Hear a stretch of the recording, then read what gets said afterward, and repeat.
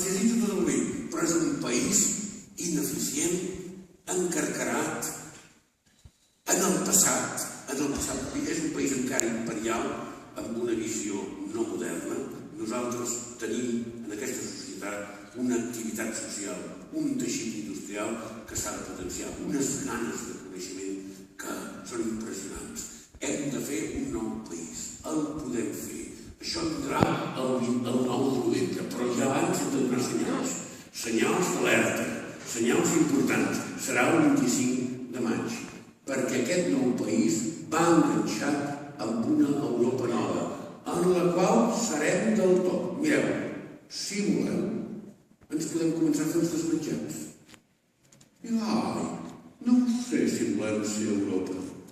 Ens correrien al darrere. Qui és que diu que vol Ucraïna a Europa i no vol Escòcia o Catalunya? Home, no diguem tonteries, això no s'ho creu ningú. Com que estem tots tan preocupats, i sobretot ens han preocupat des de Madrid, sembla que això sí.